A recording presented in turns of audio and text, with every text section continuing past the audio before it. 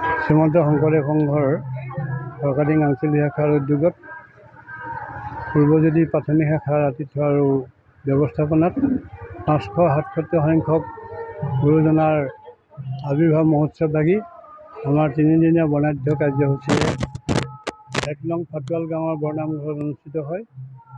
এই কাৰ্যসূচী ৰূপায়ণ কৰিবলৈ যাওঁতে আদৰণি সমিতিৰ বলিষ্ঠ পদক্ষেপ আছে আৰু এই বলিষ্ঠ পদক্ষেপৰ দ্বাৰা আমাৰ তিনিদিনীয়া যি বৰ্ণাঢ্য কাৰ্যসূচী, এই কাৰ্যসূচী ৰূপায়ণৰ ক্ষেত্ৰত সহায়ক হৈছে। এই ক্ষেত্ৰত আমি প্ৰথম দিনৰ প্ৰাতঃ প্ৰসংগৰ জৰিয়তে আমাৰ বিভিন্ন স্বাস্থ্য শিবিৰ, ৰক্তদান শিবিৰ, প্ৰশাসনিক কাৰ্যালয়, সাংবাদিক কাৰ্যালয়, আঞ্চলিক শাখাৰ কাৰ্যালয়, আদৰণি সমিতিৰ কাৰ্যালয় উন্মোচন কৰা হয় আৰু আমাৰ সাহিত্য আৰু সংস্কৃতি শাখাৰ প্ৰতিযোগিতা অনুষ্ঠিত হয়, বৰ্তমান অনুষ্ঠিত হৈ আছে। আৰু সন্ধ্যাবেলা আমাৰ বন্তি প্ৰজ্বলন আছে। সন্ধ্যাবেলা বন্তি প্ৰজ্বলনৰ পিছতে আমাৰ আজি কাৰ্যসূচী সমাপন ঘটিব। গুৰু জয়ন্তীৰ দ্বিতীয় দিন, এই দ্বিতীয় দিনৰ প্ৰথম কাৰ্যসূচী শিশুসকলৰ গুৰু পৰিচয়। শিশুসকলৰ গুৰু পৰিচয়ৰ পিছতে আমাৰ সেৱা বাহিনীৰ সাধাৰণ পৰিষদ, শ্ৰীমন্ত শংকৰদেৱ সংঘৰ সৰ্বাধিনায়ক তথা মুখ্য অধিনায়ক সঞ্জীৱ বৰা ডাঙৰীয়াই আমাৰ সভাত অংশগ্ৰহণ কৰিব। তাৰপিছতে আমাৰ সম্বৰ্ধনা সভা আছে। সম্বৰ্ধনা সভাসমূহ আমাৰ প্ৰাথমিকসমূহৰ সভাপতি সম্পাদকসকলক সম্বৰ্ধনা জনোৱা হ'ব। লগতে আমাৰ আঞ্চলিক শাখাৰ অধীনস্থ তথা স্থানীয়ভাৱে কৃতি ছাত্ৰ ছাত্ৰীসকলক সম্বৰ্ধনা জনোৱা হ'ব আৰু বিশিষ্ট ব্যক্তিসকলক সম্বৰ্ধনা জনোৱা হ'ব। এনেধৰণে আমাৰ দিনটোৰ কাৰ্যসূচী সমাপ্ত হোৱাৰ পিছত ৰাতিলৈ মহাপুৰুষৰ অংকীয়া নাট ভাওনা প্ৰদৰ্শন হ'ব।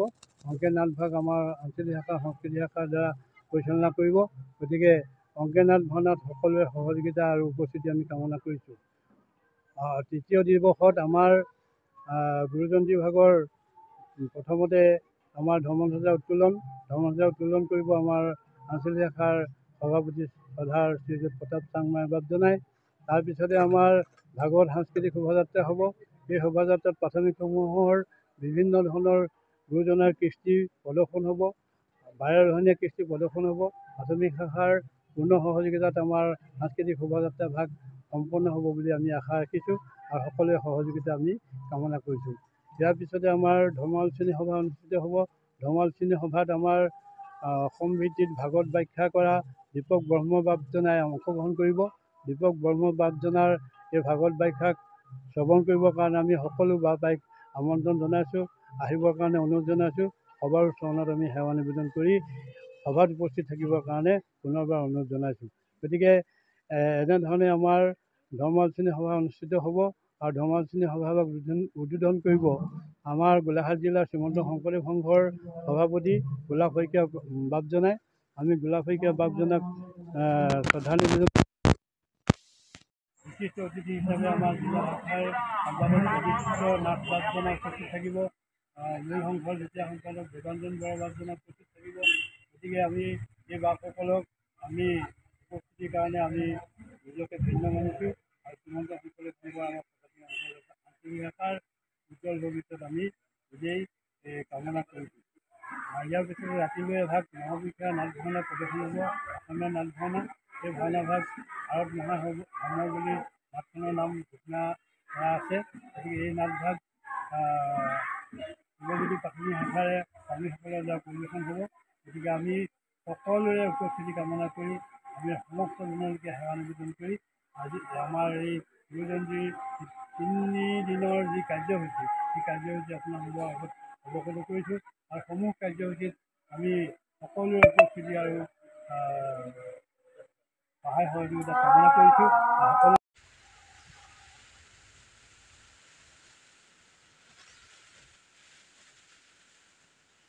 এক মহান দান, সেই মহান দানক উদ্দেশ্য কৰি আমি শ্ৰীমন্ত শংকৰদেৱ সংঘৰ ফৰকাটিং আঞ্চলিক শাখাই নতুনভাৱে চিন্তা চৰ্চা কৰি আজি আমি এই মহাপুৰুষ গুৰুজনাৰ আৱিৰ্ভাৱ মহোৎসৱত আমি ৰক্তদান শিবিৰ অনুষ্ঠিত কৰিছোঁ আৰু এই ৰক্তদান শিবিৰত ইতিমধ্যে বহুসংখ্যক সেৱক সেৱিকা আৰু বাপাই সমস্যাই ইয়াত ৰক্তদান কৰিছে। আমি ভাবিছোঁ খুব নিম্নতম আমি খুব কমেও আমি 40 জনৰ ওপৰত আমি এই ৰক্তদানত আমি অংশগ্ৰহণ কৰাবলৈ আমি পাম। হয়, এই ৰক্তদান আমাৰ অসমৰ বুলি ক'লে কোৱা ভুল হ'ব, সমগ্ৰ বিশ্বৰ যিটো হিয়া আমঠু শ্ৰদ্ধাৰ জুবিন গাৰ্গৰ সোঁৱৰণত এই ৰক্তদান শিবিৰটো আমি উৎসৰ্গা কৰি আজি জুবিন গাৰ্গ সোঁৱৰণি ৰক্তদান শিবিৰ হিচাপে আমি নিৰ্বাচিত কৰা হৈছে।